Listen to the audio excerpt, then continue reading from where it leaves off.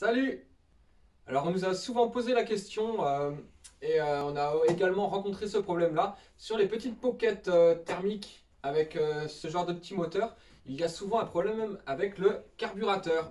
C'est un problème en fait, il fuit par le tuyau de trop plein de cuve.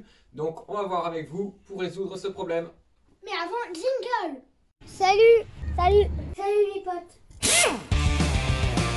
Je suis Armand et je suis passionné de deux roues. Allez, suis mes aventures! C'est parti! Alors, le carburateur il est là sur la moto. Voilà, Armand, on voit bien ta main.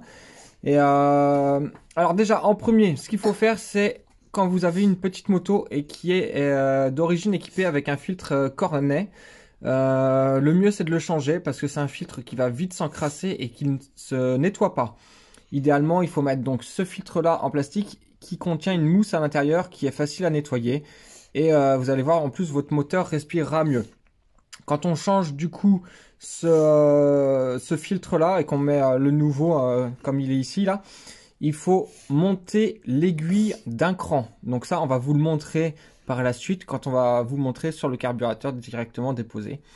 Et également, sur ce carburateur-là, il y a un robinet qui est monté dessus. Ce robinet-là, ne l'utilisez pas. Donc vous avez un robinet qui est en dessous, juste en dessous le réservoir. Utilisez que celui-ci.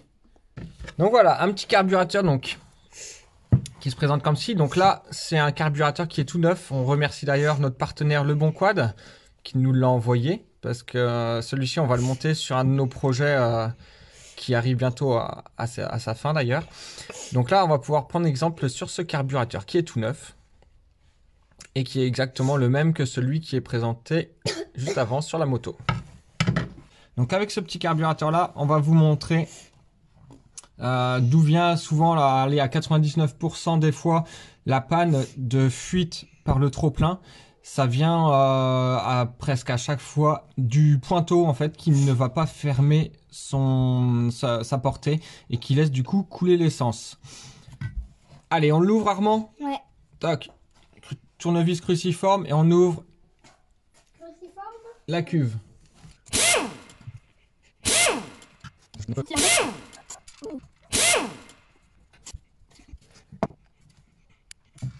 Voilà, donc une fois que vous avez vos deux vis enlevées, tac, attention parce que le flotteur, il est libre à l'intérieur et vous avez un petit joint également en caoutchouc. Tac. Donc ça, Le flotteur, où il est? il est à l'intérieur. Oui. Voilà, donc vous voyez la petite pièce en plastique là, c'est le flotteur. Donc le joint en caoutchouc, bien faire attention de ne pas l'abîmer. Pour le moment, on va garder ça comme ça. Ensuite, hop, alors on va se mettre un petit peu plus à la lumière. Ensuite, ici, on a cette pièce en métal. Tac, on va l'enlever. Hop, il y a un petit axe. Tac. Il y a un petit axe ici. Tac. Je peux enlever la pièce?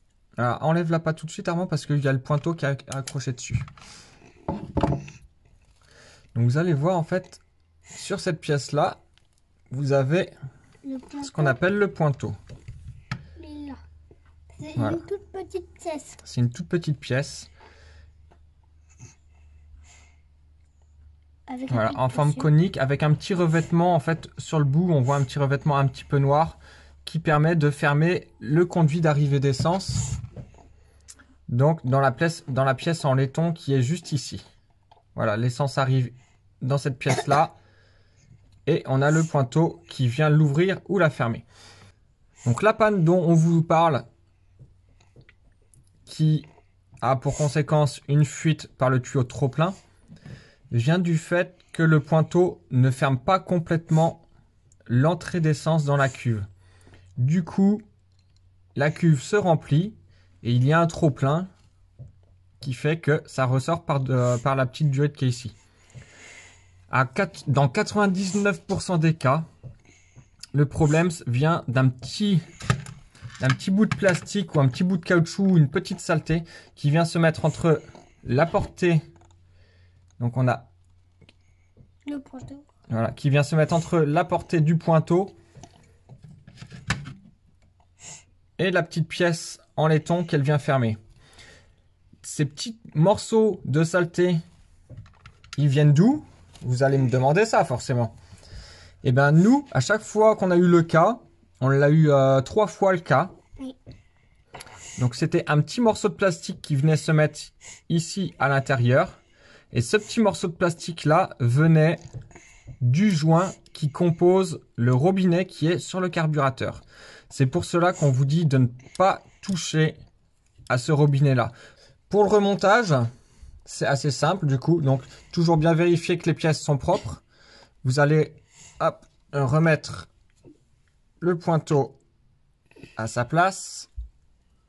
L'axe, bien faire attention parce que le petit axe qui est ici, il est flottant, hein. Il peut sortir tout seul.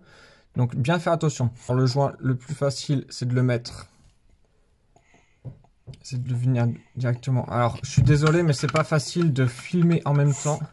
Même si la caméra est posée, en fait je regarde par la caméra pour remonter. Et du coup, c'est pas évident. Tac. Donc là, le joint, il est bien mis. Tac. On remet. On remet et on va pouvoir hop, remettre les vis. Allez Armand, vas-y, vis. Ok, monsieur papa.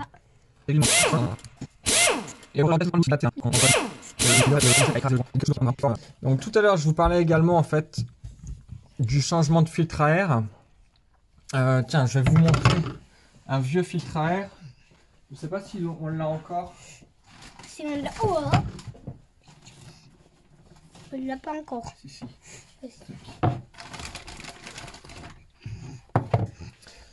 Donc voilà, ça ce sont les vieux filtres à air. Enfin les filtres à air Cornet comme souvent elles sont montées d'origine. Alors celui-là on ne l'utilise plus du tout. Parce qu'en fait à l'intérieur c'est une espèce de mousse qui ne se lave pas. Et en plus elle se détériore et vous allez vite avoir des problèmes avec. Vous voyez en plus il est tout sale parce qu'en fait une fois qu'il est bouché c'est fini. À moins de le laisser tremper dans de l'essence et tout ça. Mais bon on n'a pas fini sinon. Et en fait nous on en remplace par ce genre de filtre. Donc en plus qui va aller aspirer l'air par le bas. C'est-à-dire que surtout sur ces mini-motos là, vous avez la roue qui est juste ici. Donc du coup, elle a tendance à jeter de la terre ici ou de l'eau. Donc là, ce filtre à air là, il va aspirer par le bas. Et à l'intérieur, vous avez une petite mousse. Qui se lave. Voilà, qui se lave et qui sera beaucoup plus facile du coup d'entretien. Voilà, c'est le petit conseil. Et quand on change de filtre à air, là, on va libérer un petit peu plus l'arrivée d'air. Donc il va falloir également libérer un petit peu plus l'arrivée d'essence. Comme on ne peut pas le faire avec le gicleur, parce que sur ce genre de carburateur, c'est un gicleur qui fait pluie et tout ça. Hop, on va libérer un peu l'essence via... Hop. Tac, alors le boisseau, il n'est pas sorti. Hop, forcément. Attends, on va faire sortir le boisseau. On va faire sortir le boisseau. Tac. Le boisseau où il est? Il n'est pas sorti le boisseau. Hop, alors. Tiens, avec tes petits doigts, est-ce que tu peux essayer de l'attraper, Armand, toi? Oui. Voilà, tu mets un petit doigt dedans. Mon petit doigt là. Vas-y. Voilà, super, Armand. Et dans le bas du boisseau, en fait, dans la continuité, on a l'aiguille qui, elle, va ouvrir le puits de gicleur. Cette aiguille-là, hop, vous allez avoir des réglages dessus. 1, 2, 3, 4, 5. Vous voyez que là, le petit circlips, il est mis sur le cran du milieu. Avec le filtre à air qui laisse passer plus d'air, descendez d'un cran le circlips pour le réglage. Allez, on remonte tout ça. Oui. Hop. Une fois que vous avez remonté le carburateur, vous pouvez le remettre sur la moto. J'espère que cette vidéo t'a aidé. N'oublie pas de mettre un petit pouce bleu et un commentaire. Et n'oublie pas de t'abonner et à la semaine prochaine.